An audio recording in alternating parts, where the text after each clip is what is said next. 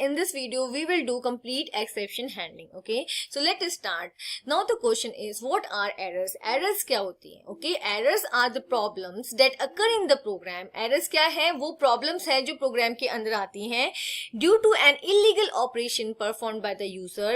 किसकी वजह से? या तो यूजर ने कुछ गलत ऑपरेशन परफॉर्म किया है. जैसे आप एग्जांपल ले लो, आपको दो नंबर्स का एडिशन करना है, तो यूजर ने क्या किया, फर्स्ट जब उससे नंबर पूछा गया तो उसने 20 दे दिया, और जब सेकंड नंबर उससे मांगा गया इनपुट तो उसने क्या लिख दिया, ए क्या है, कैरेक्टर है, स्ट्रिंग है. तो यहाँ पे क्या हो जाएगी, इसकी गलत इनपुट की वजह से क्या आ जाएगी, एरर. ओके, और by the fault of a programmer, या फिर प्रोग्रामर ने क्या किया है, प्रोग्रामिंग करते टाइम कुछ एरर की है सिंटेक्स में. Fine, which halts the normal flow of the program, जिससे क्या होता है, प्रोग्राम का नॉर्मल फ्लो रुक जाता है, हॉल्ट हो जाता है. Fine.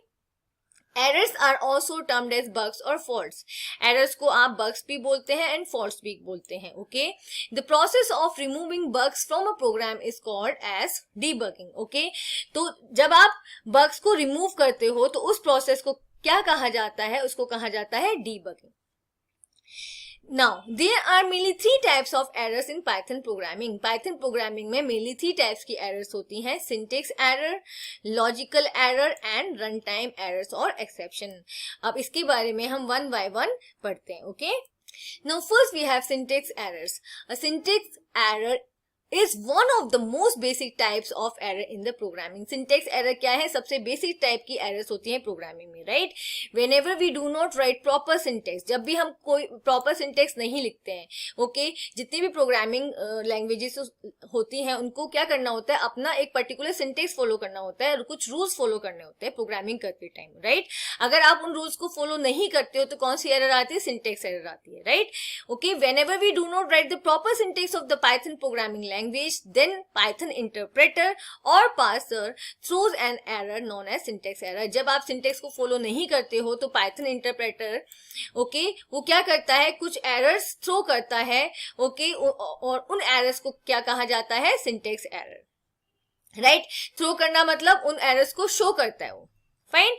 Now, syntax errors are also known as parsing errors. Syntax error को parsing errors भी कहा जाता है. Okay, some of the general और पासिंग एरर्स क्यों कहा जा रहा है? सिंटेक्स कब चेक होता है? जब आपका प्रोग्राम एग्जीक्यूट करता है, और जब प्रोग्राम एग्जीक्यूट करता है तो इंटरप्रेटर क्या करता है, लाइन टू लाइन प्रोग्राम को क्या करता है, ट्रांसलेट करता है, और एज वेल एज उसको क्या करता है, ट्रांसलेट करने के साथ साथ उसको चेक भी करता है कि कोड सही है या नहीं है. फाइन, तो इसलिए इसको पार्सिंग एरर्स कहा जाता है. पार्सर या इंटरप्रेटर आपको पता है क्या होते हैं, ट्रांसलेटर्स होते हैं. ओके, और पाइथन लैंग्वेज में हम क्या यूज करते हैं, इंटरप्रेटर यूज करते हैं, जो कि कोड को कैसे ट्रांसलेट करता है, लाइन वाइज ट्रांसलेट करता है. Fine. Now, some of the general syntax error can be typing errors. और जो syntax errors होती है वो किसकी वजह से होती है, या तो आपने टाइपिंग में कुछ एरर किए हैं, इनकरेक्ट इंडेंटेशन, आपका इंडेंटेशन सही नहीं है. इंडेंटेशन कैसे होता है कि आपको कहाँ पे कितना स्पेस देना है, ओके, और इनकरेक्ट आर्ग्यूमेंट्स, या फिर आपने जो उसके अंदर आर्ग्यूमेंट्स पास किए हैं वो सही नहीं है. ओके, अब यहाँ पे आप एग्जाम्पल देखोगे, हमने क्या लिया, एक वेरिएबल नम, और उसमें आप उसको आपने वैल्यू इनिशियलाइज की है 100, मतलब नम वेरिएबल में आपने 100 को स्टोर किया है. ओके, अब आपने कंडीशन यहाँ पे लगाई है, if num is greater than 50, अगर नम क्या है, 50 से ग्रेटर है, प्रिंट हो जाए नंबर इज ग्रेटर देन 50. लेकिन हमने जब इसको एग्जीक्यूट किया तो यहाँ पे हमारी क्या आ गई, सिंटेक्स एरर आ गई. देखो यहाँ पे इनवैलिड सिंटेक्स आया हुआ है. क्यों? क्योंकि जब हमने कंडीशन दी है तो कंडीशन के एंड में हमें क्या लगाना था, सेमी कॉलन यहाँ पे लगाना था, जो हमने फॉलो नहीं किया रूल. फाइन, इसकी वजह से क्या हुआ, सिंटेक्स एरर आ गई. ओके, देखो, since we have missed the semicolon after if statement, that's why the Python interpreter raised a syntax error. हमने यहाँ पे क्या किया था, सेमीकोलन नहीं लगाया था, इस वजह से इंटरप्रेटर ने क्या शो कर दिया, आपको सिंटेक्स एरर शो कर दिए. Okay, now we have logical errors.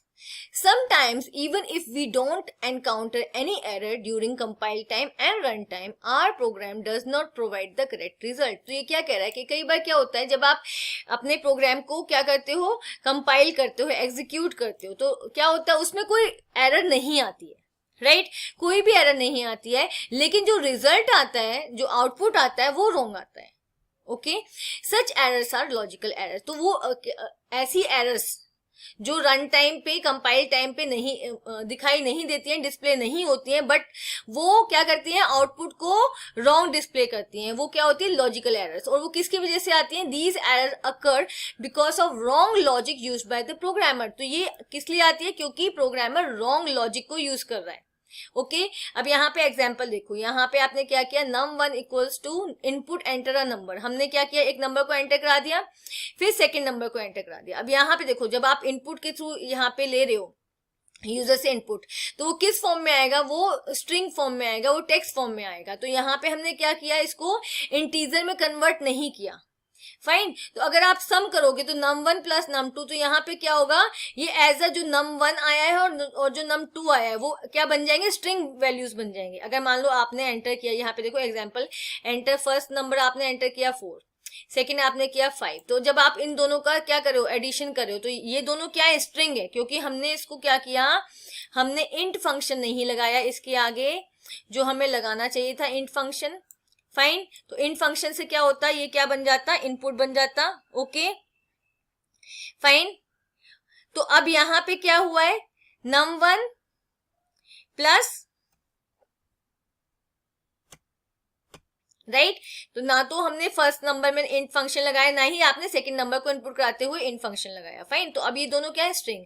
तो जब आप इस पे एडिशन करोगे तो क्या हो जाएगा, इनका कॉनकैटिनेशन हो जाएगा। तो यहाँ पे 4 प्लस 5 क्या हो गया, 4 5, दोनों ज्वाइन हो गए। यहाँ पे एडिशन नहीं हुआ, यहाँ पे 4 एंड 5 ज्वाइन हो गए, क्योंकि यहाँ पे 4 भी स्ट्रिंग है और 5 भी स्ट्रिंग है। तो यहाँ पे हमने प्रोग्राम का जो लॉजिक है वो रॉन्ग कर दिया। ठीक है, this program runs and produce a result. Program run हुआ और उसने एक रिजल्ट भी दिया। However the result is not what the programmer intended. लेकिन रिजल्ट वो नहीं आया जो प्रोग्रामर को चाहिए था, क्योंकि प्रोग्रामर क्या चाहता था, 2 नंबर का एडिशन करना। Fine. It contains logical error. तो ये कौन सी एरर है, लॉजिकल एरर है, क्योंकि यहाँ पे हमने प्रोग्राम को के लॉजिक को रॉन्ग किया है। Fine. The error is that the program performs concatenation instead of addition because the programmer failed to write the code necessary to convert the inputs to integers. right? तो मैंने आपको बता दिया यहाँ पे क्या लॉजिक में प्रॉब्लम हुई। जो प्रोग्रामर था उसने क्या किया, जो एंट्री करवाई यूजर से उसको इंटीजर में कन्वर्ट नहीं किया। Fine. Now we have runtime errors. Errors that occur during the execution of a program are runtime errors. वो errors जो कब आती है, जब आप प्रोग्राम को एग्जीक्यूट करते हो, रन करते हो, उन errors को कहा जाता है runtime errors. Okay? Most runtime errors are easy to identify because program halts when it encounters them. Runtime errors को आप identify कर सकते हो, क्योंकि जब ये आती है तो प्रोग्राम क्या होता है, रुक जाता है, उसका एग्जीक्यूशन रुक जाता है। Okay. Run time errors are also known as exceptions. हम रन टाइम एरर को एक्सेप्शंस भी कहते हैं। राइट नाउ कुछ एग्जाम्पल है यहाँ पर, wrong value of different data types other than the required. Okay आपने क्या किया, रॉन्ग वैल्यूज को इनपुट कर दिया। जब आपसे वैल्यूज को मांगा गया तो आपने क्या किया, रॉन्ग वैल्यूज को इनपुट कर दिया, तो एरर्स आ जाएंगी। आपने क्या किया, किसी भी नंबर को किससे डिवाइड कर दिया, 0 से डिवाइड कर दिया। ओके तब आपकी क्या होगी, एरर आएगी। Fine. Using an identifier which has not been defined. आपने किसी भी आइडेंटिफायर को यूज किया, मतलब किसी भी वेरिएबल को यूज किया जिसको आपने पहले डिफाइन नहीं किया है। फाइन। जैसे आपने लिख दिया प्रिंट ए, आपने लिख दिया प्रिंट ए, लेकिन आपने प्रिंट ए को पहले बताया ही नहीं है, डिफाइन ही नहीं किया कि ए है क्या। राइट आपने मान लो लिख दिया प्रिंट, कोई भी वेरिएबल आपने लिया प्रिंट ए। राइट अब ए तो आपने कर दिया, लेकिन ए को आपने पहले डिफाइन ही नहीं किया है कि ए है क्या। राइट तो यहाँ पे क्या आ जाएगा, आपने वो आइडेंटिफायर यूज कर लिया जो पहले आपने डिफाइन ही नहीं किया है। Fine. Accessing a list element, dictionary value और object attribute which doesn't exist. या फिर आपको ऐसा लिस्ट एलिमेंट एक्सेस कर रहे हो या डिक्शनरी की वैल्यू आप एक्सेस कर रहे हो जो है ही नहीं। Fine. Trying to access a file which doesn't exist, या फिर आप वो फाइल एक्सेस कर रहे हो जो एग्जिस्ट ही नहीं करती, जो है ही नहीं। फाइन। तो ये सारी एरर्स किसके अंदर आती है, रन टाइम एरर्स के अंदर आती है।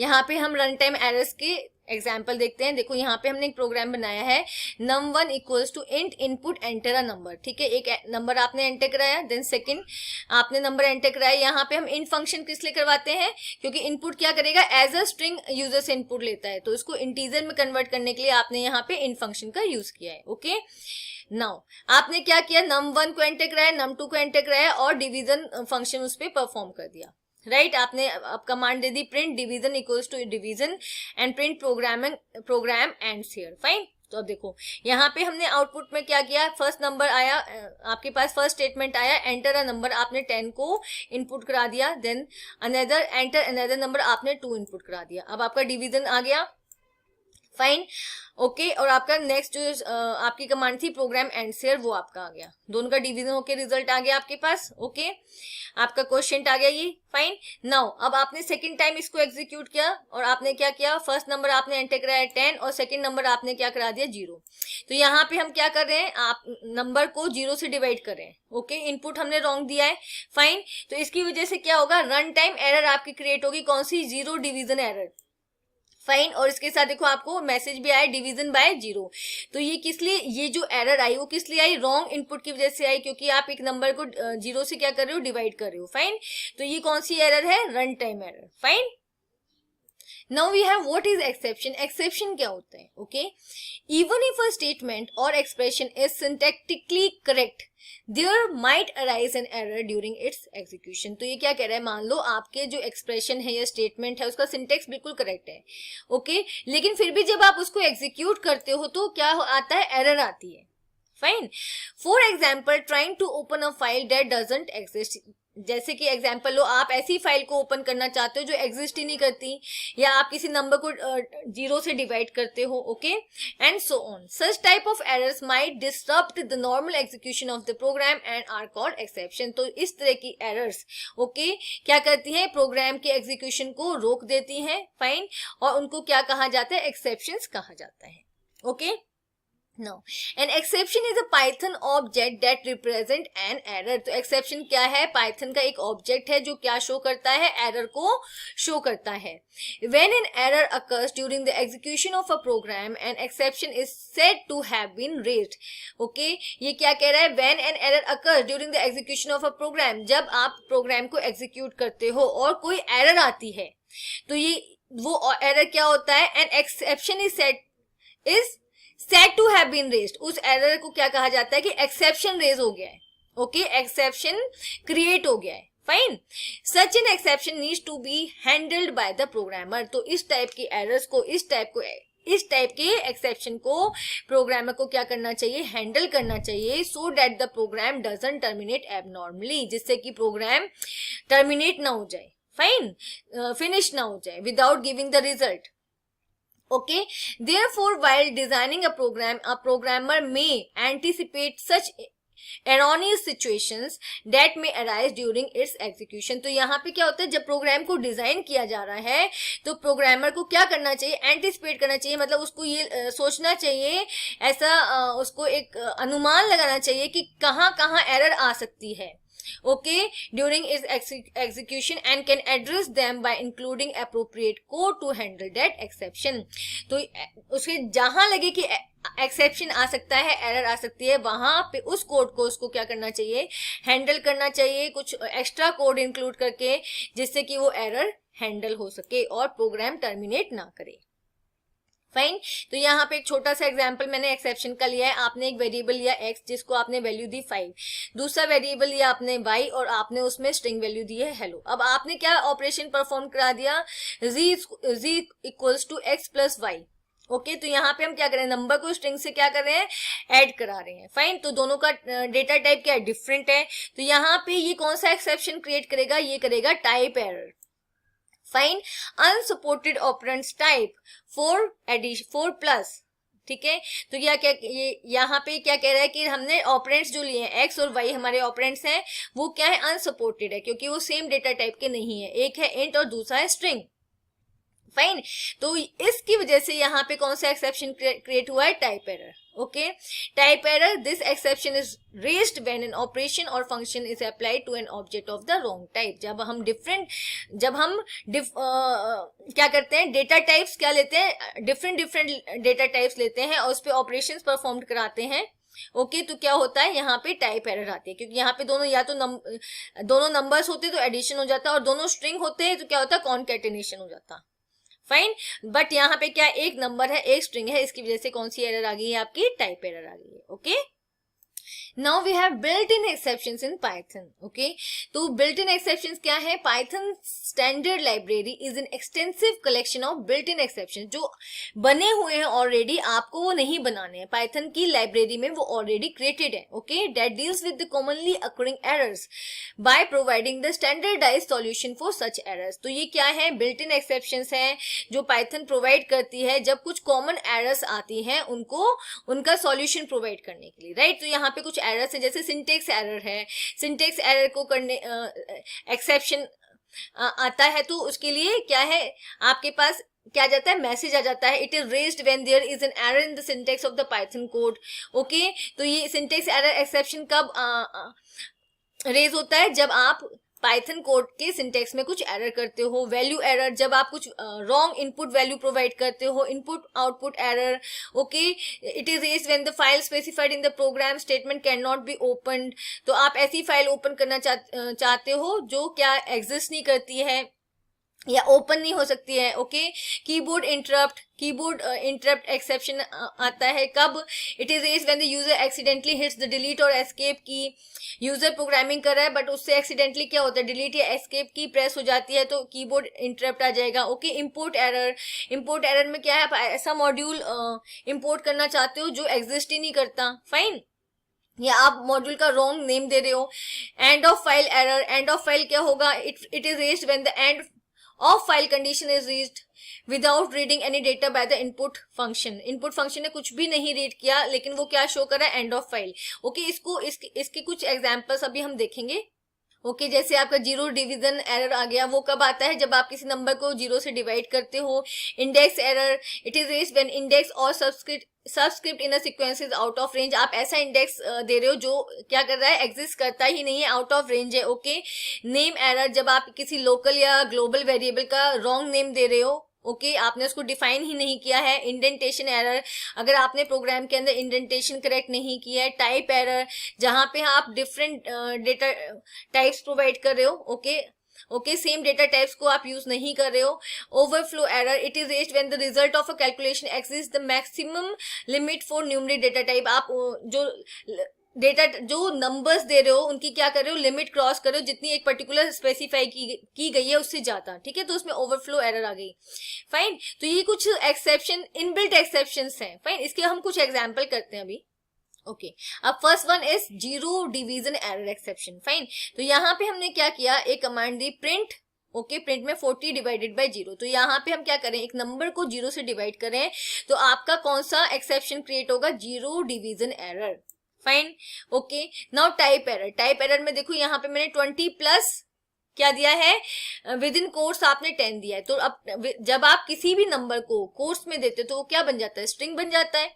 फाइन, तो यहाँ पे हम क्या कर रहे हैं, एक नंबर को स्ट्रिंग से क्या करवा रहे हैं, ऐड करा रहे हैं उसको. तो यहाँ पे अगर देखो दोनों स्ट्रिंग होती तो कॉन्कैटिनेशन हो जाता, या दोनों नंबर होते तो एडिशन हो जाता.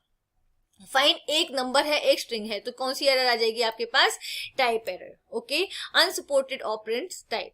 फाइन, नाउ नेम एरर देखो आपने यहाँ पे कमांड दी प्रिंट 10 प्लस ए. ओके, तो यहाँ पे ए हमने डिफाइन नहीं किया हुआ कि ए क्या है. फाइन, या ए के अंदर कौन सी वैल्यू है, कुछ भी नहीं डिफाइन किया हुआ आपने यहाँ पर. तो यहाँ पे क्या होगा, आपकी कौन सी एक्सेप्शन आ जाएगी, name error. Name A is not defined. Fine, now next is module not found error. आपने क्या किया, इंपोर्ट मैथ.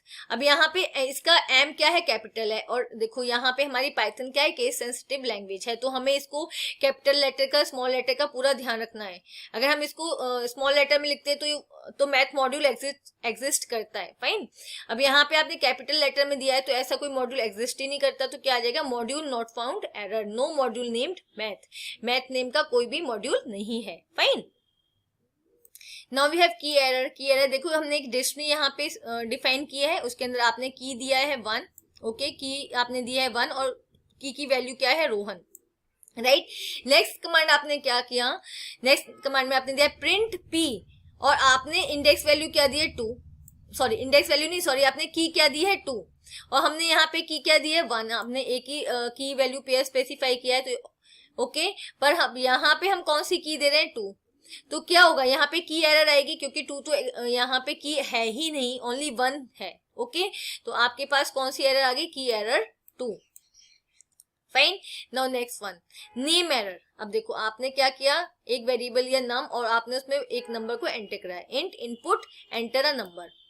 नेक्स्ट आपने कमांड क्या दी है, प्रिंट एन। अब यहाँ पे एन तो आपने स्पेसिफाई किया ही नहीं है, उसको डिफाइन किया ही नहीं है, हमने नम को डिफाइन किया है। तो यहाँ पे देखो आपका फर्स्ट जो कमांड है वो तो एग्जीक्यूट करेगा, एंटर अ नंबर, आपने नंबर दे दिया 23। लेकिन जो सेकंड कमांड है उसमें आपने क्या दिया है, प्रिंट एन, पर एन तो आपने डिफाइन ही नहीं किया, तो यहाँ पे कौन सी एरर आ जाएगी आपके पास, नेम एरर, ठीक है। Name error, name N is not defined, क्योंकि एन तो कहीं पर डिफाइन ही नहीं किया है हमने, okay. Now we have handling exceptions, मतलब अगर एक्सेप्शंस आते हैं तो आपको उनको हैंडल करना चाहिए, राइट। और आप उनको कैसे हैंडल करोगे, first one is each and every exception has to be handled by the programmer to avoid the program from crashing abruptly, right. तो ये क्या कह रहा है कि जितने भी एक्सेप्शंस आते हैं आपको उनको हैंडल करना बहुत जरूरी है, प्रोग्रामर को उनको हैंडल करना चाहिए जिससे कि जो आपका प्रोग्राम है वो क्रैश ना करे, ठीक है, वो एकदम से क्या हो जाए, वो फिनिश ना हो जाए without giving the output, right. Now, this is done by writing additional code in a program to give proper messages or instruction to the user on encountering an exception. तो ये कैसे किया जा सकता है, ये आप अपने प्रोग्राम में कुछ एडिशनल कोड को ऐड करके कर सकते हो जिसकी हेल्प से आपको एक प्रॉपर मैसेज मिले या इंस्ट्रक्शन मिले, ओके। अगर यूजर के पास कोई एक्सेप्शन आता है, मान लो जैसे सिंटेक्स एरर है, जैसे आपका जीरो डिवीजन एरर है, तो एक प्रॉपर मैसेज आए कि आप यहाँ पे गलती कर रहे हो, कि आप क्या कर रहे हो, किसी नंबर को 0 से डिवाइड कर रहे हो, फाइन। तो उसको करने के लिए आपको कुछ एडिशनल क्या करना पड़ता है, कोड अपनी प्रोग्रामिंग में ऐड करना पड़ता है जिससे कि एक्सेप्शंस हैंडल हो सके, fine. This process is known as exception handling. जब आप एक प्रॉपर उसको कोड प्रोवाइड करते हो in order to handle the exception, इस प्रोसेस को हम कहते हैं exception handling, okay. Okay, now process of handling exception, जो इंटरनल प्रोसेस होता है पाइथन प्रोग्रामिंग का एक्सेप्शन को हैंडल करने का, वो क्या होता है, राइट। तो अब इसको हम पॉइंट वाइज पढ़ते हैं। When an error occurs, Python interpreter creates an object called as exception object. जब भी कोई एरर आती है, ओके, तो पाइथन इंटरप्रेटर क्या करता है, एक ऑब्जेक्ट क्रिएट करता है और उस ऑब्जेक्ट को हम बोलते हैं एक्सेप्शन ऑब्जेक्ट, राइट। तो ये जो हो रहा है वो क्या हो रहा है, इंटरनली जो पाइथन करता है हम उसको डिस्क्राइब कर रहे हैं, fine, okay. This object contains information about the error. Python error I, Python ने क्या किया, एक ऑब्जेक्ट क्रिएट किया, वो उस ऑब्जेक्ट को क्या बोलते हैं, एक्सेप्शन ऑब्जेक्ट, राइट। अभी ऑब्जेक्ट क्या इंफॉर्मेशन कंटेन करता है, this object contains information about the errors like type, file name and position. तो वो क्या इंफॉर्मेशन कंटेन करता है कि कौन सी टाइप की एरर आई है, फाइल नेम क्या है, एरर की पोजीशन क्या है in the program where the error has occurred, right. तो कंप्लीट इंफॉर्मेशन उस ऑब्जेक्ट के अंदर होती है, एक्सेप्शन ऑब्जेक्ट के अंदर, कि कौन सी एरर है, किस लाइन में आई है, fine. Now the object is handled over to the run time system. जो ऑब्जेक्ट क्रिएट हुआ जिसके अंदर सारी इंफॉर्मेशन है, वो किसको हैंडल कर दिया जाता है, हैंडेड कर दिया जाता है, वो किसको दे दिया जाता है, वो रन टाइम सिस्टम को दे दिया जाता है, ठीक है।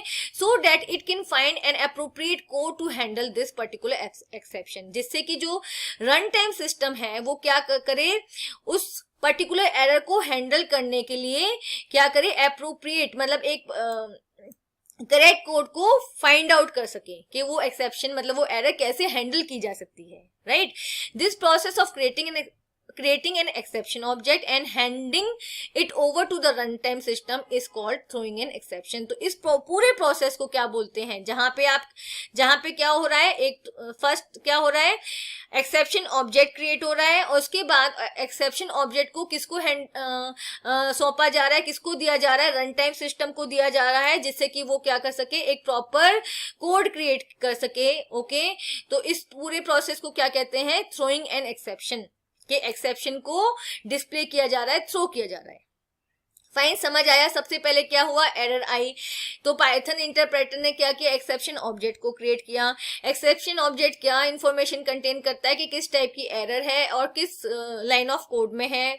ओके, तो उसके बाद क्या होता है, जो एक्सेप्शन ऑब्जेक्ट क्रिएट होता है उसको रन टाइम सिस्टम को दे दिया जाता है. ओके, रन टाइम सिस्टम क्या करता है, एक अप्रोप्रिएट कोड को ढूंढता है जो उस एक्सेप्शन को हैंडल कर सके, और इस पूरे प्रोसेस को क्या कहा जाता है, थ्रोइंग एन एक्सेप्शन. Fine.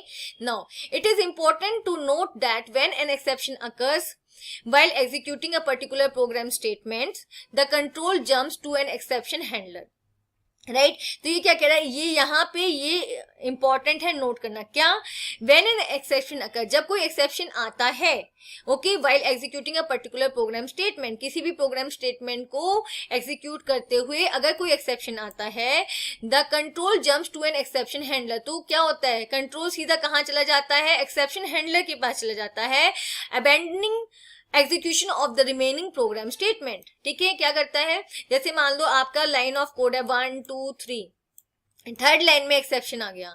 ठीक है, तो क्या होगा, तो जो फोर्थ लाइन है वो एग्जीक्यूट नहीं होगी. जैसे ही एक्सेप्शन आया तो आपका कंट्रोल कहाँ चला गया, एक्सेप्शन हैंडलर के पास चला गया, उस कोड के पास चला गया जो इस एक्सेप्शन को हैंडल करेगा. फाइन, तो प्रोग्राम का जो रिमेनिंग लाइंस का एग्जीक्यूशन था वो रुक जाएगा, कंट्रोल सीधा कहाँ चला जाएगा, एक्सेप्शन हैंडलर के पास चला जाएगा, मतलब उन कमांड्स के पास चला जाएगा जो उस एरर को, उस एक्सेप्शन को हैंडल करेंगी. ठीक है, the runtime system searches the entire program for a block of code called the exception handler. runtime system क्या करता है, पूरे प्रोग्राम को सर्च करता है कि यहाँ पे कोई ऐसा कोड लिखा गया है जो इसको हैंडल कर सके, एक्सेप्शन को हैंडल कर सके. Okay, that can handle the raised exception. ठीक है, तो runtime system का क्या काम है, एक्सेप्शन हैंडलर को फाइंड आउट करना कि कहाँ वो कोड लिखा गया है, कहाँ पे एक्सेप्शन हैंडलर लिखा गया है जो एक्सेप्शन को हैंडल करेगा. Okay, when a suitable handler is found, जैसे ही रन टाइम सिस्टम को एक सुटेबल हैंडलर मिल जाता है, सुटेबल कोड मिल जाता है, it is executed by the run time process. इसको रन टाइम प्रोसेस क्या करता है, एग्जीक्यूट कर देता है, मतलब उस पर्टिकुलर कोड को एग्जीक्यूट कर देता है जो उस एरर को, उस एक्सेप्शन को हैंडल कर सके. Right, this process of executing a suitable handler is known as catching the exception.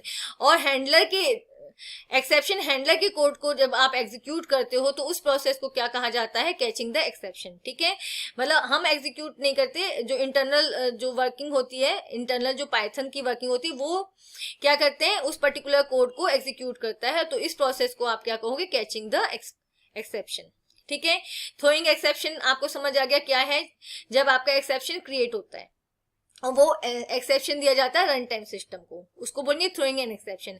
और जब रन टाइम सिस्टम उस एक्सेप्शन को हैंडल कर लेता है properly by executing the handler code, तो उसको क्या बोलते हैं, कैचिंग द एक्सेप्शन. तो यहाँ पे ये डायग्राम फॉर्म में आपको बताया गया, जो अभी आपको मैंने बताया था, an error encountered in the method, एक मेथड के अंदर error I, create an exception, तो एक्सेप्शन ऑब्जेक्ट क्रिएट हुआ, फिर जो एक्सेप्शन ऑब्जेक्ट था उसकी वजह से क्या हुआ, एक्सेप्शन रेज हुआ, तो इस प्रोसेस को क्या बोलते हैं, थ्रोइंग एक्सेप्शन. राइट, तो ये आपको मैंने पूरा समझा दिया कि कैसे क्या करना है, कैसे वो रेज होगा, कैसे एक्सेप्शन थ्रो होगा और कैसे वो कैच होगा. फाइन, अब यहाँ पे हम कैचिंग एक्सेप्शन को डिटेल में पढ़ते हैं. Right, now an exception is said to be caught when a code that is design to handle a particular exception is executed.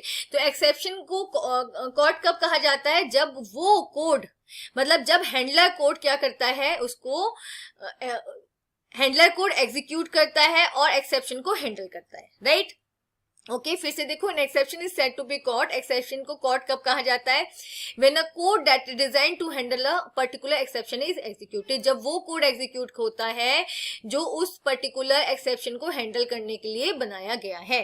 Fine, exception if any are caught in the try block and handled in the except block.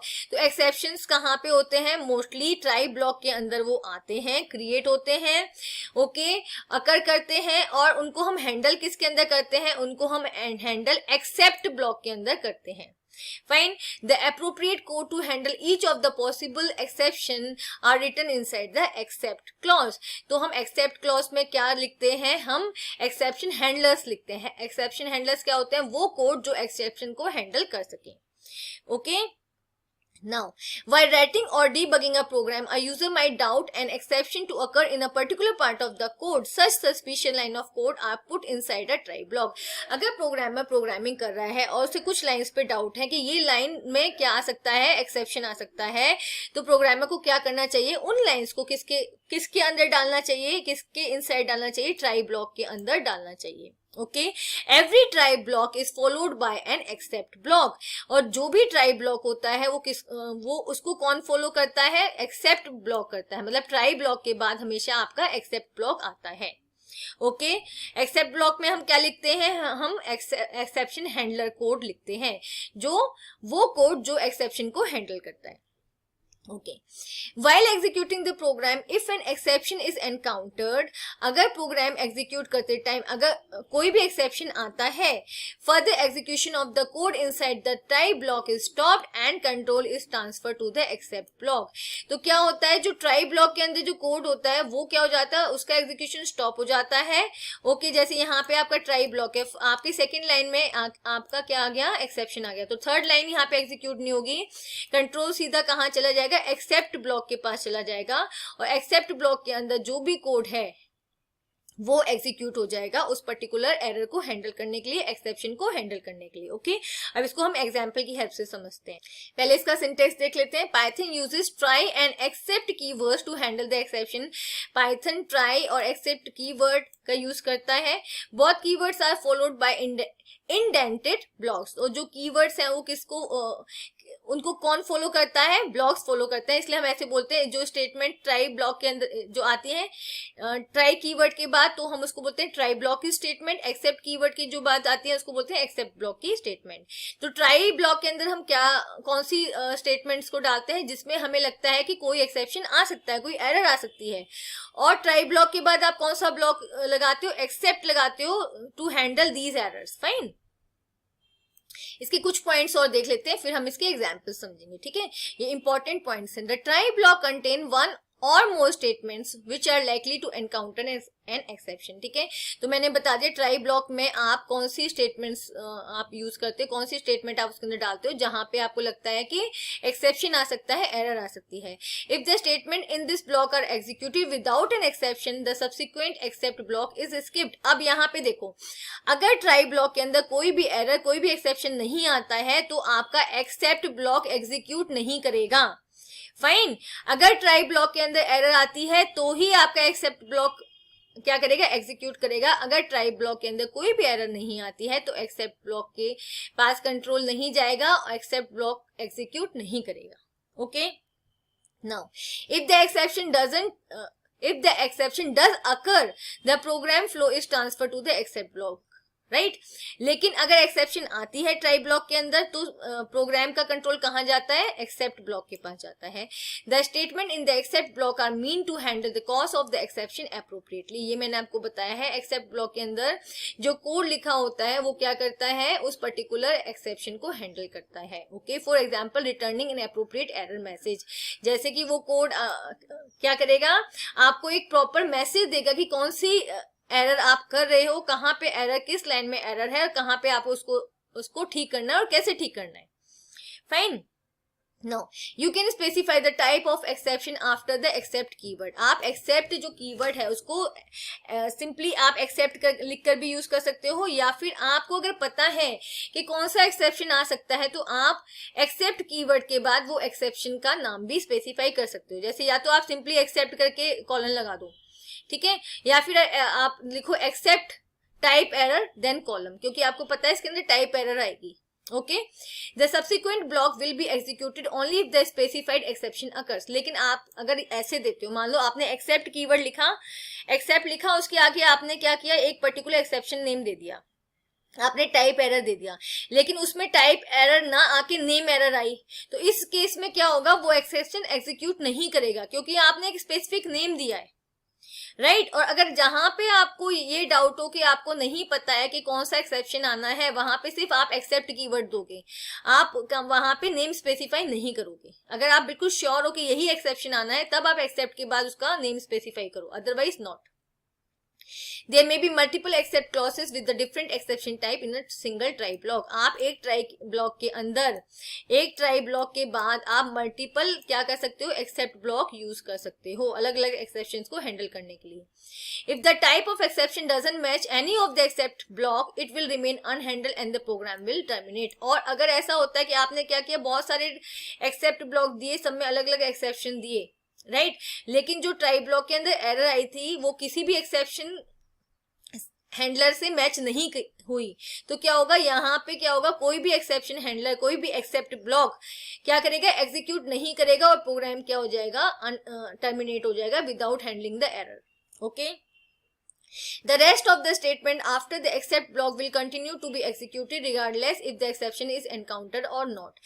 अब आपने क्या किया, try block में कुछ code दिया, ठीक है, आपने ट्राई ब्लॉक के अंदर कुछ कोड दिया, फिर आपने एक्सेप्ट, ठीक है, आपने एक्सेप्ट ब्लॉक में कुछ कोड दिया, यहाँ पे मान लो ये आपका एक्सेप्ट ब्लॉक है, इसके अंदर आपने कुछ कोड दिया, उसके बाद भी आपका कुछ कोड है, तो क्या होगा, आपका एक्सेप्शन रेस हो या ना हो, राइट, क्या कह रहा है, the rest of the statement after the except block will continue to be executed regardless if the exception is encounter or not. ठीक है, आपका एक्सेप्शन यहाँ पे क्या हुआ है, रेस हुआ है या नहीं हुआ है, एक्सेप्ट ब्लॉक के बाद जो भी स्टेटमेंट्स है वो एग्जीक्यूट करती ही है। ओके, वो एग्जीक्यूट करेंगी।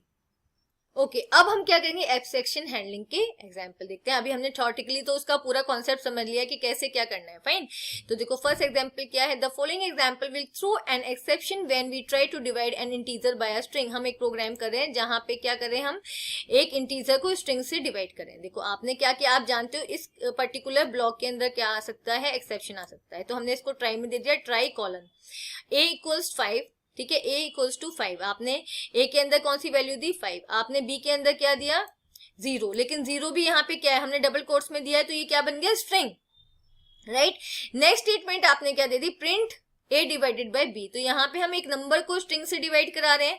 ओके, एरर आएगी ऑब्वियसली, तो ट्राई ब्लॉक के बाद आपने क्या लगाया, एक्सेप्ट ब्लॉक लगाया, एक्सेप्ट ब्लॉक के अंदर आपने एक पर्टिकुलर मैसेज दे दिया, some error occurred, right, some error occur, तो यहाँ पे देखो जैसे ही ये एग्जीक्यूट करेगा print a divided by b, तो आपका क्या है, कंट्रोल एक्सेप्ट के पास चला जाएगा क्योंकि यहाँ पे एरर आ रही है, और जो एक्सेप्ट ब्लॉक के अंदर जो भी मैसेज दिया है वो क्या होगा, आपका डिस्प्ले हो जाएगा, फाइन। और उसके बाद ट्राई और एक्सेप्ट के बाद आपने क्या दिया है, प्रिंट, ठीक है, print out of try except blocks, तो एक्सेप्ट ब्लॉक के बाद जो भी स्टेटमेंट्स होती हैं वो क्या होती है, एग्जीक्यूट होती ही होती हैं, चाहे एक्सेप्शन रेस हो चाहे ना हो, तो ये वाली आपकी क्या होगी, डिस्प्ले हो जाएगी। तो यहाँ पे देखो some error occurred, exception raise हुआ तो आपका एक्सेप्ट ब्लॉक क्या हुआ, एग्जीक्यूट हुआ, तो आपका ये स्टेटमेंट आया सम एरर अकर्ड, और उसके बाद एक्सेप्ट ब्लॉक के बाद जो आपने कमांड दिया था out of try except block, वो आपका एग्जीक्यूट हुआ। Okay, very simple. Now next, The following example will throw an exception when we try to divide a number by 0. अब हम क्या कर रहे हैं, एक नंबर को ले रहे हैं जिसको हम 0 से डिवाइड कर रहे हैं, तो इस कोड में आपका एरर आ सकता है, आपने इसको ट्राई ब्लॉक के अंदर ले लिया, राइट, आपने a वेरिएबल को 5 वैल्यू दी, आपने b को क्या दिया, 0 दिया, और आपने print statement they the a divided by b। जैसे ही प्रिंट स्टेटमेंट एग्जीक्यूट करेगी क्या होगा, आपका एक्सेप्शन रेज करेगा, और वो कहाँ जाएगा, वो सीधा कंट्रोल किसके पास जाएगा, एक्सेप्ट ब्लॉक के पास जाएगा। एक्सेप्ट ब्लॉक में आपने प्रिंट स्टेटमेंट दी है 0 डिवीजन एरर, ओके, ये एग्जीक्यूट हो जाएगी, ये आपका आ गया, और एक्सेप्ट ब्लॉक आपका एग्जीक्यूट करने के बाद रिमेनिंग जो स्टेटमेंट्स है वो एग्जीक्यूट हो जाएंगी out of try except block, तो आपका आ गया out of try except block. Okay okay, अभी मैंने आपको बताया था आप एक्सेप्ट के साथ क्या कर सकते हो, टाइप ऑफ एक्सेप्शन भी दे सकते हो, अगर आपको श्योर है कि यही एक्सेप्शन आएगा, फाइन। तो देखो you can mention a specific type of exception in front of the except keyword, आप एक्सेप्ट कीवर्ड के आगे एक्सेप्शन का नेम लिख सकते हो। Okay, The subsequent block will be executed only if the specified exception occurs. लेकिन इस condition में क्या हो जाता है कि अगर टाइप एरर आएगी तभी ये वाला ब्लॉक एग्जीक्यूट करेगा एक्सेप्ट वाला, अगर टाइप एरर नहीं आएगी तो एक्सेप्शन अनहैंडल्ड रह जाएगा, ठीक है। तो जब आपको श्योर है तब आप क्या करना है, एक्सेप्शन का नेम लिखना है, अदरवाइज ओनली आप एक्सेप्ट ब्लॉक को यूज करोगे तो हर तरह की एरर को हैंडल करेगा। फाइन, तो यहाँ पे हम एग्जांपल देखते हैं। हमने ट्राई ब्लॉक के अंदर आपकी स्टेटमेंट ले ली, a equal to 5, b equals to, अब b में आपने क्या किया है, स्ट्रिंग को दे दिया है, ओके 0 0, बट ये क्या है, स्ट्रिंग फॉर्म में है, और आपने प्रिंट कर दिया a प्लस b। तो a आपका क्या है, इंटीजर, और b आपका क्या है, स्ट्रिंग। तो किस टाइप की एरर आ गई, आपकी टाइप एरर। आपका कंट्रोल कहाँ चलाएगा, यहाँ पे एक्सेप्ट ब्लॉक के पास चला जाएगा, और आपने एक्सेप्ट में दिया एक्सेप्ट टाइप एरर। ओके, आपको पता था इसमें टाइप एरर आएगी तो आपने टाइप एरर दिया है। अब यहाँ पे टाइप एरर ही आ रही है तो ये पर्टिकुलर एक्सेप्ट ब्लॉक एग्जीक्यूट हो जाएगा। ओके, तो यहाँ पे जो आपने स्टेटमेंट दी है इसके अंदर, it is raised when an operator is supplied with the value of incorrect data type, ये एग्जीक्यूट हो जाएगा।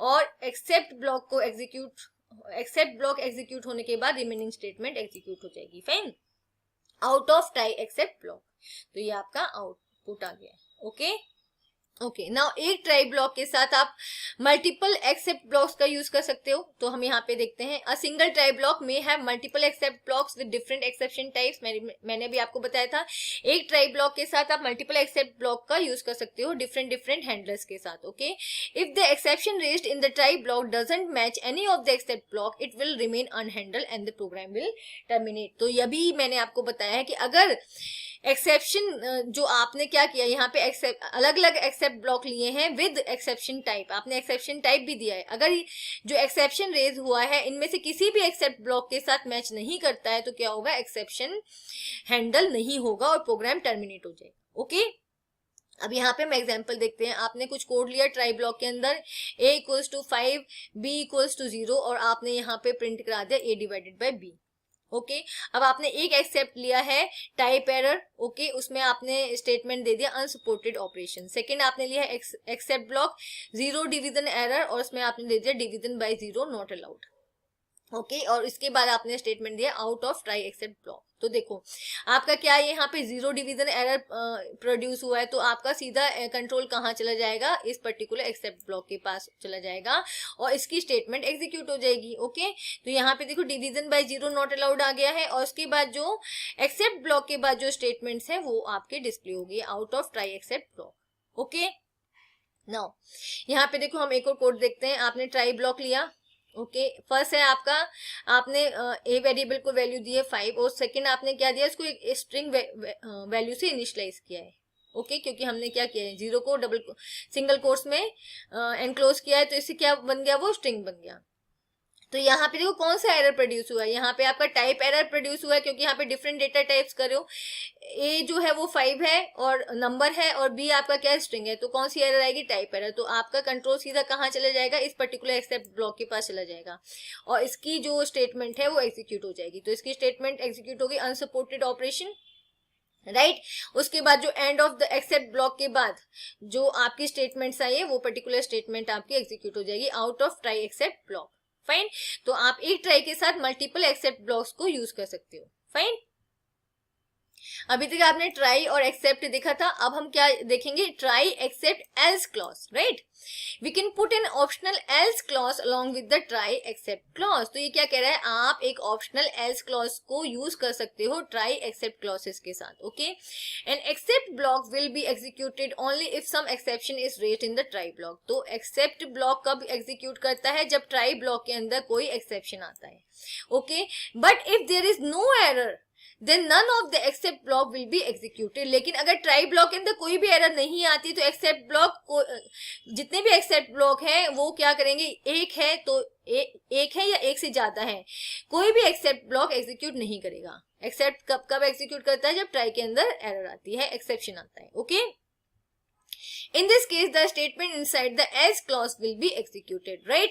तो इस केस में क्या होगा, अगर ट्राई के अंदर कोई भी क्या आती है, एरर नहीं आती है, एक्सेप्शन नहीं आती है, इस केस में एक्सेप्ट ब्लॉक क्या आपका एग्जीक्यूट नहीं करेगा। कौन सा ब्लॉक आपका एग्जीक्यूट करेगा, एल्स ब्लॉक करेगा। Okay, execute if the try block is error free. अभी मैं फाइनली नहीं करा रही क्योंकि मैं पहले ये आपको एल्स का करवाती हूँ, उसके बाद मैं फाइनली भी करवाऊंगी। फाइन, तो यहाँ पे हम एक एग्जांपल देख लेते हैं। आपने ट्राई ब्लॉक के अंदर अपना स्टेटमेंट दिए प्रिंट ट्राई ब्लॉक, ये तो आपका एग्जीक्यूट हो जाएगी simply print try block, right, print, तो ट्राई ब्लॉक आपका आ गया। अब आपने क्या किया, यूजर से एक नंबर इनपुट कराया और 2 नंबर आपने इनपुट कराए। ओके, और आपने क्या दे दिया, z equals to x divided by y। Okay, आपका ये स्टेटमेंट आ गया। फाइन, अब देखो, अब यहाँ पे जब ये पूरा एग्जीक्यूट करेगा, अभी मैं यहाँ पे दिखाती हूँ। फर्स्ट आपका ये कमांड एग्जीक्यूट होगी तो आपके पास स्टेटमेंट आ जाएगा एंटर अ नंबर, आपने नंबर एंटर करा दिया 25। सेकंड आपके पास statement I enter another number, तो आपने एंटर करा दिया 2, राइट। अब देखो यहाँ पे 25 डिवाइडेड बाय 2, तो यहाँ पे कोई भी एरर नहीं आएगी, सिंपली डिवीजन हो जाएगा। तो एक्सेप्ट ब्लॉक है जो आपका, वो प्रिंट करेगा नहीं। फाइन, तो कंट्रोल अब कहाँ जाएगा, ट्राई ब्लॉक के बाद कंट्रोल जाएगा एल्स ब्लॉक के पास। ओके, क्योंकि एक्सेप्ट यहाँ पे हमारा क्या है, एग्जीक्यूट नहीं होना। फाइन, तो अब देखो सीधा आपका ट्राई ब्लॉक आया और एग्जीक्यूट हुआ, उसके बाद एरर नहीं आई, तो आपका कंट्रोल कहाँ चला गया, एल्स ब्लॉक के पास। एल्स ब्लॉक में आपने प्रिंट कराया एल्स ब्लॉक, तो एल्स ब्लॉक आपका प्रिंट हो गया और आपने प्रिंट कराया डिवीजन इक्वल्स टू z। ठीक है, तो आपको आपका डिवीजन का रिजल्ट यहाँ पे आ गया। फाइन, ओके, तो try block sorry else block आपका कब एग्जीक्यूट करता है, जब ट्राई ब्लॉक के अंदर कोई भी एक्सेप्शन नहीं आता है, इस केस में। ओके, अब हम पढ़ेंगे फाइनली क्लॉज के बारे में। Okay, the try statement in Python can also have an optional finally clause. तो ये क्या कह रहा है, ट्राई स्टेटमेंट में आप एक ऑप्शनल फाइनली क्लॉज को भी यूज कर सकते हैं, right, in the end of the program. Fine, the statement inside the finally block are always executed regardless of whether an exception has occurred in the try block or not. तो जो finally के अंदर जो statement दी जाती है वो हमेशा execute करती है, चाहे try block के अंदर exception आए चाहे ना आए। ओके, या तो किसी भी केस में finally block execute करेगा ही करेगा। ओके, एक्सेप्शन रेज हो रहा है तब भी, एक्सेप्शन रेज नहीं हो रहा है तब भी। Okay, it is a common practice to use finally clause while working with files to ensure that the file object is close. तो हम फाइनली का बेसिकली यूज किस लिए करते हैं, अगर आपको क्या करना है, फाइल ऑब्जेक्ट को क्लोज करना है, चाहे आपका एक्सेप्शन क्रिएट हो चाहे ना हो, लेकिन आपका फाइल ऑब्जेक्ट क्लोज होना ही चाहिए। या फिर और भी कोई इंपॉर्टेंट स्टेटमेंट आपको एग्जीक्यूट करनी है in the end of the program, तो वो आप किसके अंदर दोगे, फाइनली क्लॉज के अंदर दोगे। फाइन, कि वो स्टेटमेंट एग्जीक्यूट करनी ही करनी है, चाहे आपका प्रोग्राम के अंदर एरर आए चाहे ना आए। Okay, if used finally should always be placed at the end of the try clause after all the except blocks and the else block। तो finally का कहाँ पे यूज किया जाता है, try block के बाद आपका except block आता है, except के बाद आप else block का यूज करते हो, तो in the end आपका finally block आता है जिसके अंदर आप वो स्टेटमेंट देते हो वो जो जिनका एग्जीक्यूट होना बहुत इंपॉर्टेंट है। क्यों, क्योंकि फाइनली ब्लॉक हमेशा ही एग्जीक्यूट करता है। फाइन, तो यहाँ पे हम फाइनली क्लॉज का एग्जांपल देखते हैं। आपने सबसे पहले प्रिंट कमांड दिया handling exception using try except else finally, तो आपका ये आ गया हैंडलिंग एक्सेप्शन यूजिंग, ये आपका एग्जीक्यूट हो गया। फाइन, आपने अब ट्राई ब्लॉक के अंदर क्या दिया है, प्रिंट ट्राई ब्लॉक आपका आ गया, ठीक है, लिखा हुआ। Now int input enter a number, अब स्टेटमेंट आई है एंटर अ नंबर आपका क्या होगा, स्टेटमेंट आ जाएगा, यूजर ने नंबर को एंटर कर दिया। Second, int input enter another number, तो आपका सेकंड नंबर यूजर ने इनपुट कर दिया। अब आपने क्या कमांड दी है, z equal to x divided by y। तो यहाँ पे देखो फर्स्ट नंबर हमने जो x दिया है वो 16 है, जो हमने y दिया है वो है 2। ओके, सिंपली क्या हो जाएगा, डिवीजन हो जाएगा। इस ब्लॉक के अंदर मतलब ट्राई ब्लॉक के अंदर कोई भी एरर नहीं आई है, तो यहाँ पे जो हमारे एक्सेप्ट ब्लॉक दिए गए हैं, zero division error, value error, ये दोनों के दोनों एग्जीक्यूट नहीं करेंगे। कमांड सीधा कहाँ चला जाएगा, एल्स के पास चला जाएगा। ओके, कंट्रोल आपका सीधा कहाँ चला गया, एल्स के पास, तो एल्स अब एग्जीक्यूट करेगा। देखो एल्स ब्लॉक आ गया, डिवीजन इक्वल टू z, आपने इसका रिजल्ट क्या किया, ये शो करवा दिया। अब उसके बाद एल्स के बाद कौन सा ब्लॉक आपका एग्जीक्यूट करेगा, फाइनली, क्योंकि फाइनली तो हमेशा ही एग्जीक्यूट होगा। ओके, तो आपके पास फाइनली के अंदर क्या दिया है, प्रिंट ओवर एंड आउट, तो आपका आ गया over and out. Right. The first run is a normal case, हमने जो फर्स्ट टाइम इसको रन किया तो हमने एक नॉर्मल केस यहाँ पे देखा है। The else and finally blocks are displayed because the try block is error free. तो यहाँ पे ट्राई ब्लॉक के बाद एल्स ब्लॉक और फाइनली डिस्प्ले हुआ है क्योंकि इसके अंदर कोई भी एक्सेप्शन रेज नहीं हुआ है। ओके, तो एक्सेप्ट ब्लॉक यहाँ पे नहीं आया है। फाइन, तो हम इसको अलग अलग केसेस में देखते हैं। फर्स्ट हमारा नॉर्मल था, कोई एरर नहीं आया, तो सिंपली आपका ट्राई ब्लॉक एग्जीक्यूट हुआ, फिर एल्स हुआ और फिर फाइनली हुआ। ओके, अब हम सेकंड केस देखते हैं। आपने प्रिंट स्टेटमेंट दे दी, सिंपली आपका प्रिंट स्टेटमेंट यहाँ पे आ गया है। ठीक है, अब आप ट्राई ब्लॉक के अंदर आपने दिया प्रिंट ट्राई ब्लॉक आपका आ गया। ओके, स्टेटमेंट जो प्रिंट में आपने दिया है, फिर आपने इनपुट कराया फर्स्ट नंबर, आपने 25 इनपुट कर दिया। देन आपका सेकंड नंबर इनपुट कराया, यहाँ पे आपने 0 दे दिया। ओके, इनपुट क्या करा दिया, 0। तो जब ये वाला स्टेटमेंट एग्जीक्यूट करेगा z equal to x divided by y, तो क्या होगा, यहाँ पे एक्सेप्शन रेज हो रहा है क्योंकि आपने क्या दिया, फर्स्ट इनपुट आपने 25 दिया, सेकंड आपने 0 दिया है, तो यहाँ पे 0 डिवीजन एरर आपकी रेज हो रही है। तो आपका कंट्रोल कहाँ चला जाएगा, आपका कंट्रोल चला जाएगा एक्सेप्ट ब्लॉक के पास। ठीक है, जिसमें आपने क्या दिया है, डिफाइन किया है 0 डिवीजन एरर। तो ये वाला ब्लॉक आपका एग्जीक्यूट करेगा। इसके बाद एक्सेप्ट 0 डिवीजन एरर ब्लॉक, तो देखो एक्सेप्ट 0 डिवीजन एरर ब्लॉक आपका आ गया। फिर आपने लिखा है denominator as 0 is not allowed. ठीक है, आपको डिनोमिनेटर 0 नहीं लेना है, वो अलाउड नहीं है। ओके, अब इसके बाद एरर आ गई तो आपका एल्स ब्लॉक एग्जीक्यूट नहीं करेगा। ओके, एल्स ब्लॉक कब एग्जीक्यूट करता है, जब एक्सेप्ट ब्लॉक एग्जीक्यूट नहीं करता है। अब यहाँ पे हमारा एल्स ब्लॉक एग्जीक्यूट नहीं करेगा, लेकिन फाइनली आपका हमेशा करेगा, चाहे एरर आए चाहे ना आए। और फाइनली में आपने क्या दिया है, प्रिंट ओवर एंड आउट, तो आपका आ गया ओवर एंड आउट। समझ आया, तो आपका ट्राई ब्लॉक एग्जीक्यूट हुआ, ट्राई ब्लॉक में आपका एक्सेप्शन रेज हुआ, तो एक्सेप्शन हैंडलर ने, एक्सेप्शन ब्लॉक ने उसको कैच किया, उसको एग्जीक्यूट किया। ठीक है, वो आपके स्टेटमेंट आ गए। उसके बाद आपका एल्स एग्जीक्यूट नहीं होगा क्योंकि एक्सेप्ट एग्जीक्यूट हुआ है, लेकिन फाइनली आपका हमेशा एग्जीक्यूट होगा, चाहे एरर आए चाहे ना आए। तो ये फाइनली आपका आ गया है over and out. Okay, the second run is the case of division by 0, hence the accept block and the finally block are executed. ठीक है, यहाँ पे आपका accept block और finally block execute हुआ है, but the else block is not executed, लेकिन else block execute नहीं हुआ है। Okay, now use of finally clause। अब थर्ड स्टेटमेंट देखते हैं। आपने प्रिंट कमांड दिया handling exception using try except finally. Okay, आपका ये आ गया हैंडलिंग एक्सेप्शन, आपने प्रिंट कमांड आपका एग्जीक्यूट हुआ, फिर आपका ट्राई ब्लॉक आ गया। ट्राई ब्लॉक के अंदर आपने दिया प्रिंट ट्राई ब्लॉक। ओके, आपका आ जाएगा ट्राई ब्लॉक लिखा हुआ, यहाँ पे ट्राई ब्लॉक आ गया सिंपल। फिर आपने क्या दिया, इनपुट एंटर अ नंबर, एक आपने नंबर एंटर कराया 12, सेकंड आपने नंबर एंटर कराया, वो आपने दे दिया a, तो a क्या है, करेक्टर है, इट्स नॉट अ नंबर। तो जब आपका जो ये वाला स्टेटमेंट एग्जीक्यूट होगा, z equal to x divided by y। Okay, तो यहाँ पे एक्सेप्शन रेज हो रहा है क्योंकि यहाँ पे क्या है, टाइप एरर आ रही है, लेकिन हमने यहाँ पे एक्सेप्ट ब्लॉक के अंदर कौन सा एक्सेप्शन लिखा हुआ है, 0 डिवीजन एरर। अगर आपने सिंपली एक्सेप्ट लिखा होता तो कोई भी एक्सेप्शन होता है इसको ही हैंडल करता। ओके, लेकिन आपने एक्सेप्ट ब्लॉक के साथ एक स्पेसिफिक क्या दिया, एक्सेप्शन हैंडलर का नाम डिफाइन किया हुआ है, तो यहाँ पे ये वाला एक्सेप्ट ब्लॉक तो प्रिंट करेगा ही नहीं। फाइन, ये वाला आपका प्रिंट करेगा। तो एक्सेप्शन देखो, एक्सेप्शन आ रहा है लेकिन वो हैंडल नहीं हो रहा। ओके, तो इस केस में क्या है, वो पर्टिकुलर जो है एक्सेप्ट ब्लॉक एग्जीक्यूट नहीं कर रहा, और एक्सेप्शन आ रहा है इसलिए एल्स ब्लॉक भी आपका एग्जीक्यूट नहीं करेगा। राइट, आपका सिंपली क्या हुआ, देखो आपने नंबर्स को एंटर कराया, आपका ये स्टेटमेंट एग्जीक्यूट हुआ, आपका पहले ये स्टेटमेंट एग्जीक्यूट हुआ, फिर ये और फिर ये 1 2 3 4 स्टेटमेंट एग्जीक्यूट हुए। उसके बाद आपका एक्सेप्शन रेज हुआ, इस स्टेटमेंट के अंदर आपका एक्सेप्शन रेज हुआ, वो एक्सेप्शन हैंडल नहीं हो पाया, तो आपका एक्सेप्ट ब्लॉक क्या हुआ, एग्जीक्यूट नहीं हुआ, आपका एल्स ब्लॉक एग्जीक्यूट नहीं हुआ, लेकिन फाइनली आपका एग्जीक्यूट हो रहा है क्योंकि फाइनली हर केस में एग्जीक्यूट होता है। तो आपका लिखा हुआ आ गया ओवर एंड आउट। ठीक है, ओवर एंड आउट लिखा हुआ आ गया। अब देखो, unlike except execution of the finally clause does not terminate the exception. ठीक है, जब आप एग्जीक्यूट, लेकिन ये भी ध्यान रखना है, जब आपने फाइनली आपका फाइनली ब्लॉक आ गया ओवर एंड आउट, ठीक है, ये एग्जीक्यूट हो गया, तो यहाँ पे क्या कह रहा है, execution of the finally clause does not terminate the exception.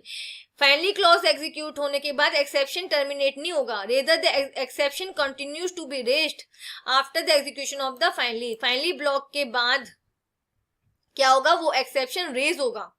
Right, वो हैंडल नहीं हुआ है, लेकिन वो उसके बाद भी आपने फाइनली तो आपका उसने प्रिंट करा दिया क्योंकि ये हर केस में प्रिंट होगा, लेकिन एक्सेप्शन अभी क्या हुआ है, रेस है, वो हैंडल नहीं हुआ है। After execution of the finally block Python transfer the control to a previously enter try or to the next higher level default exception handler. तो देखो, सबसे पहले देखो यहाँ पे आपका ये वाले स्टेटमेंट्स आपके एग्जीक्यूट हुए थे, आपका इस स्टेटमेंट के अंदर क्या आया था, एक्सेप्शन आया था जो हैंडल नहीं हुआ, लेकिन उसके बाद भी देखो एक्सेप्ट नहीं हमारा एग्जीक्यूट हुआ, एल्स हमारा एग्जीक्यूट नहीं हुआ, एक्सेप्ट हमारा एग्जीक्यूट नहीं हुआ, राइट, लेकिन फाइनली हमारा एग्जीक्यूट हुआ। फाइनली एग्जीक्यूट करने के बाद कंट्रोल कहाँ चला गया, कंट्रोल फिर से ट्राई ब्लॉक के पास चला गया, राइट, ट्राई ब्लॉक के पास वो फिर से गया और फिर से ये वाला एक्सेप्शन रेज हुआ। और ये एक्सेप्शन अब हम मतलब प्रोग्रामर ने प्रोग्राम में कोई कोड इसका इंक्लूड नहीं किया है, तो क्या कहाँ चला जाएगा, एक्सेप्शन रेज होने के लिए डिफॉल्ट हैंडलर के पास चला जाएगा, जो प्रोग्राम का इनबिल्ट हैंडलर होते हैं उनके पास चला जाएगा। तो इनबिल्ट हैंडलर ने क्या दे दिया, यहाँ पे देखो, यहाँ पे वैल्यू एरर दे दी है, समझ आया। ट्राई ब्लॉक पहले हमारा प्रोग्राम एक बार एग्जीक्यूट हुआ, फर्स्ट टाइम एग्जीक्यूट होने में एक्सेप्शन रेज हुआ और एक्सेप्शन हैंडल नहीं हो पाया, तो एक्सेप्ट ब्लॉक आपका एग्जीक्यूट नहीं हुआ, एस ब्लॉक आपका एग्जीक्यूट नहीं हुआ, ठीक है, लेकिन फाइनली ब्लॉक एग्जीक्यूट हुआ यहाँ पे देखो।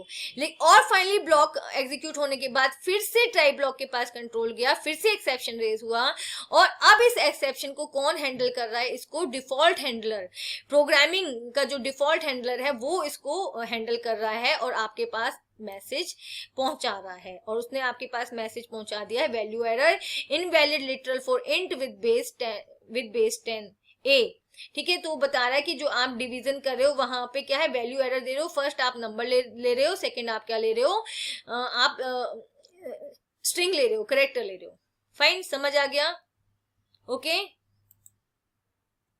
अब एक बार आप समरी में देख लो, सबसे पहले है आपका try block, run this code, इसको आप रन करते हो, देन उसके बाद आपके पास आता है एक्सेप्ट ब्लॉक। आप एक ट्राई के साथ मल्टीपल एक्सेप्ट ब्लॉक भी ले सकते हो, जिसमें आप क्या करते हो, execute this code when there is an exception. इसके अंदर जो कोड होता है एग्जीक्यूट कब होता है, जब कोई एक्सेप्शन रेज होता है, ओके। नेक्स्ट आपका है एल्स ब्लॉक। एल्स ब्लॉक कब एग्जीक्यूट करता है, no exception run this code, अगर कोई भी एक्सेप्शन क्रिएट नहीं हुआ है तो कौन सा ब्लॉक रन करेगा, else block, okay. In the end आपका आया है फाइनली ब्लॉक, ये क्या करता है, ऑलवेज रन दिस कोड, इसका कोड हमेशा रन होता है चाहे एक्सेप्शन आए चाहे ना आए, okay okay. Next we have raising exceptions. Exceptions कैसे रेज होते हैं, ओके। A programmer can also create custom exception to suit one's requirement. Programmer भी क्या क्रिएट कर सकता है, कस्टम एक्सेप्शंस को क्रिएट कर सकता है रिक्वायरमेंट के अकॉर्डिंग, ओके। खुद के एक्सेप्शन भी प्रोग्रामर क्रिएट कर सकता है। These are called user defined exceptions, मतलब हम अपने खुद के भी एक्सेप्शंस बना सकते हैं, राइट। जैसे जीरो डिवीजन एरर है, हम कोई भी पर्टिकुलर एक्सेप्शन खुद से भी क्रिएट कर सकते हैं, फाइन।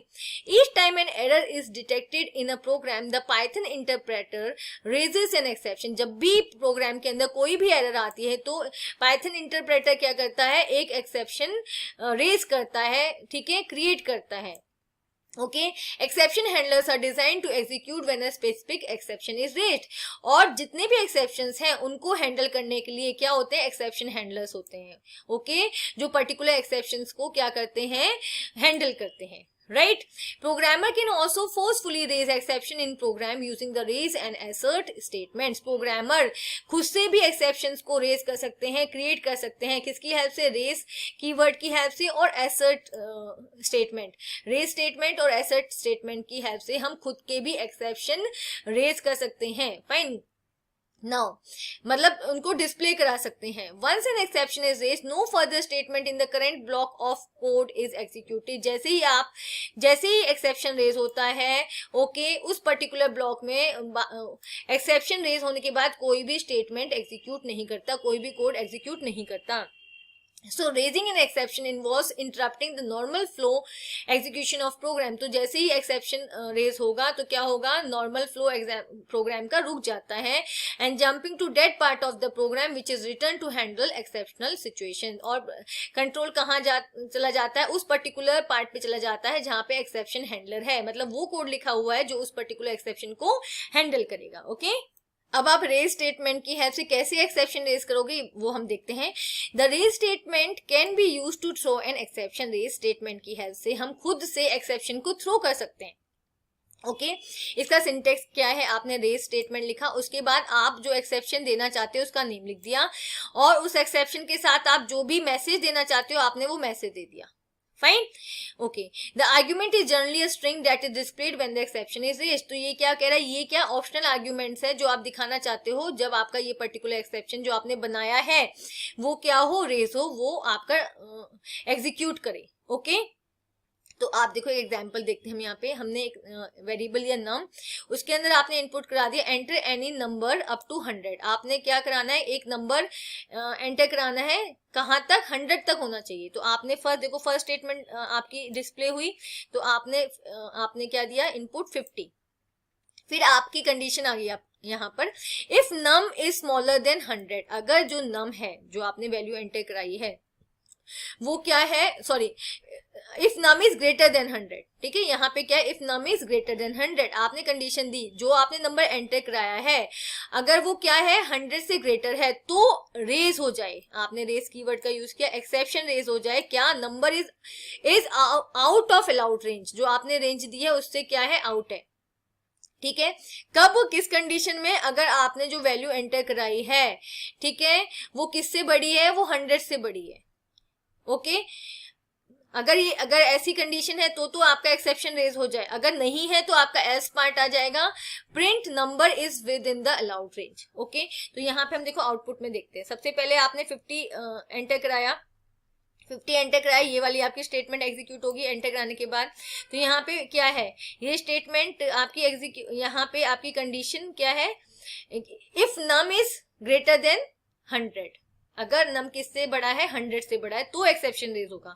लेकिन हमने क्या दिया 50, तो यहाँ पे एक्सेप्शन रेज नहीं होगा, कहाँ पे चला जाएगा, एल्स पार्ट के पास चला जाएगा। और एल्स पार्ट में आपने क्या दिया, number is within the allowed range, तो आपका एल्स पार्ट यहाँ पे आ गया, number is within the allowed range. Okay exception raise नहीं हुआ जब आपने फर्स्ट टाइम इसको एग्जीक्यूट किया। ओके अब आपने इस प्रोग्राम को फिर से रन किया, आपका फर्स्ट स्टेटमेंट आ गया enter any number up to 100, लेकिन इस टाइम मैंने क्या दे दिया, 200 दे दिया। ओके आपने इनपुट क्या करा दिया, 200। अब यहाँ पे आपने कंडीशन दी थी if num is greater than 100, तो ये क्या होगी, ट्रू होगी, ये कंडीशन ट्रू होगी क्योंकि यहाँ पे 200 दिया है, नम क्या है 200 हमने दिया है जो कि 100 से बड़ा है, तो क्या होगा, आपका एक्सेप्शन रेज हो जाएगा। ओके और एक्सेप्शन आपने रेज कर दिया, और एक्सेप्शन आपने क्या दिया है, एक्सेप्शन के अंदर आपने स्टेटमेंट क्या दी है, number is out of allowed range, तो यहाँ पे देखो आपका एक्सेप्शन रेज हो गया। ठीक है, रेज एक्सेप्शन लिखा हुआ आ गया आपका, number is out of allowed range, जो आपने एक्सेप्शन बनाया था वो एग्जीक्यूट हो गया, वो रेज हो गया है। यहाँ पे लिखा भी हुआ भी आ रहा है एक्सेप्शन का नाम, मैं कुछ और भी दे सकती थी, मैंने सिंपली इसका नाम एक्सेप्शन ही दिया है। ठीक है, और मैंने आपका मैसेज आ गया, number is out of allowed range. ठीक है, तो इस तरह से आप सिंपली अपना खुद का एक्सेप्शन क्रिएट करके उसको रेज कर सकते हो। ओके नेक्स्ट है आपका assert statement. Okay the assert statement in Python is used to test an expression in the program code. assert statement में क्या होता है, इसका यूज किया जाता है एक पर्टिकुलर कंडीशन को चेक करने के लिए प्रोग्राम कोड में। Okay if the assert condition, उस कंडीशन को हम क्या कह रहे हैं, assert condition. If the assert condition evaluate to false, जो assert कंडीशन है, assert कीवर्ड के बाद जो हमने कंडीशन दी है अगर वो फॉल्स आती है, ठीक है, अगर वो फॉल्स होती है तो क्या होता है, then it raises the assertion error exception. तो कौन सा आपका एक्सेप्शन रेज होता है, assertion error exception with the specified error message, जो किसके साथ, जो आपने एरर मैसेज दिया है। तो एसर्ट कीवर्ड की हेल्प से भी आप एक्सेप्शन को रेज करा सकते हो। इसका सिंटेक्स क्या है, आपने एसर्ट कीवर्ड दिया, उसके बाद आपने कंडीशन दी। ओके कोई भी आपने एक पर्टिकुलर कंडीशन दी, अगर ये कंडीशन फॉल्स होती है तो असर्शन एरर एक्सेप्शन रेज होगा। ओके और अगर ये ट्रू है तो नहीं होगा, राइट अगर ये फॉल्स है तो आपका असर्शन एरर एक्सेप्शन रेज होगा और आपका एरर मैसेज भी डिस्प्ले होगा इसके साथ। Fine On encountering an assert statement, Python evaluates the expression given immediately after the assert keyword. क्या कह रहा है कि जब assert आप statement use कर रहे हो तो उसके साथ जो आपने क्या दिया है, expression दिया है, उसको Python, expression means condition, उसको Python क्या करता है, evaluate करता है, उसको check करता है. If this expression is false, अगर ये condition false होती है, an assertion error exception is raised. False होती है तो कौन सा exception raise होता है, assertion error. Okay, which can be handle like any other exception. और ये एक्सेप्शन कैसे हैंडल होता है, जैसे हम अलग अलग और एक्सेप्शंस को हैंडल करते हैं. ओके ओके, अब यहाँ पे देखो, the following example demonstrate a simple एसर्ट statement. हम एक बिल्कुल सिंपल एसर्ट स्टेटमेंट का क्या ले रहे हैं, एग्जाम्पल ले रहे हैं. आपने एक वेरिएबल लिया x, उसमें आपने वैल्यू दी है 10, राइट. फिर आपने एसर्ट कीवर्ड के बाद कंडीशन दी है x is greater then 0. Okay और x की वैल्यू हमने 10 दी है, तो हमारा यहाँ पे कंडीशन क्या है, ट्रू है. ट्रू है तो असर्शन एक्सेप्शन एरर नहीं आएगी. ओके सिंपली आपका फिर नेक्स्ट स्टेटमेंट क्या हो जाएगी, execute x is a positive number. Fine, तो आपका यहाँ पे आ गया x is a positive number. Fine. In the above example, the assert condition x is greater than 0 evaluates to true. यहाँ पे एक हमारी कंडीशन ट्रू है, so it will continue to execute the next statement without any error. यहाँ पे इसलिए कोई भी एरर नहीं आई और नेक्स्ट स्टेटमेंट आपकी एग्जीक्यूट हो गई है. फाइन. ओके, अब नेक्स्ट एग्जांपल देखते हैं. The assert statement can optionally include an error message string. ठीक है, assert के साथ आप एक एरर मैसेज भी दे सकते हो, which get displayed along with the assertion error. तो ये कब डिस्प्ले होगी, अगर आपका assert की कंडीशन फॉल्स है तो आपका असर्शन एक्सेप्शन आपका रेज होगा, उसके साथ ये एरर मैसेज भी डिस्प्ले होगा. Consider the following assert statement with error message. ठीक है, अब हम इसको देखते हैं. assert statement with error message. आपने x वेरिएबल लिया, उसको आपने वैल्यू दी है 0. आपने फिर assert के साथ कंडीशन क्या दिया है कि x should be greater than 0. तो यहाँ पे फॉल्स होगी. फॉल्स होगी तो असर्शन एक्सेप्शन आपका क्या होगा, रेज होगा. असर्शन एरर आपकी रेज होगी. ठीक है, और उसके साथ आपका कौन सा मैसेज डिस्प्ले होगा, जो आपने एज अ स्ट्रिंग यहाँ पे दिया है, only positive numbers are allowed. Right. तो देखो, जब आप इसको एग्जीक्यूट करोगे तो क्या होगा, सीधा आपके पास फर्स्ट स्टेटमेंट के बाद सीधा सेकंड एग्जीक्यूट हुआ. सेकंड के अंदर आपका एक्सेप्शन रेज हो गया, असर्शन एरर आ गई आपके पास. तो आपके पास सिंपली क्या होगा, असर्शन एरर एग्जीक्यूट होगी और ये पर्टिकुलर जो आपने स्ट्रिंग मैसेज दिया है वो डिस्प्ले करेगा. तो यहाँ पे देखो, आपने जैसे इसको किया, आपके पास आ गया assertion error, only positive numbers are allowed. Okay यहाँ पे फर्स्ट देखो ये दिया हुआ assert condition only positive numbers are allowed. उसके assertion के बाद आपका नेक्स्ट स्टेटमेंट एग्जीक्यूट नहीं होगा. फाइन, क्योंकि यहाँ पे क्या हुआ, कंट्रोल ने क्या किया, आपका assertion एरर दे दिया सिंपली. फाइन. देखो, above x equal to 0 so the assert condition is becomes false. यहाँ पे हमारी assert कंडीशन फॉल्स हो गई and so it will raise the assertion error with the specified message. तो यहाँ पे assertion एरर रेज हो गई है विद दिस, और उसके साथ मैसेज भी आपका आ गया है, only positive numbers are allowed. Okay, it does not execute print x is a positive number statement. तो आपकी इस एरर के बाद नेक्स्ट स्टेटमेंट आपकी एग्जीक्यूट नहीं करेगी. फाइन. अब देखो, हम assert स्टेटमेंट का एक एग्जांपल और ले रहे हैं फंक्शन के साथ. ठीक है, तो यहाँ पे देखो, आपने एक स्क्वायर फंक्शन बनाया, डेफ स्क्वायर, और उसके अंदर आपने x को पास किया. राइट. फंक्शन के अंदर आपने स्टेटमेंट दी assert. आईपी वाले बच्चों के लिए थोड़ा सा डिफिकल्ट है, क्योंकि वो फंक्शंस उन्होंने नहीं पढ़े हैं. ठीक है, फिर आप इसको समझ लो. ठीक है, थोड़ा सा यहाँ पे हमने फंक्शन बनाया स्क्वायर. ओके, डेफ कीवर्ड को यूज किया जाता है फंक्शन बनाते टाइम. अब यहाँ पे इस फंक्शन में आपने वैल्यू पास की है x.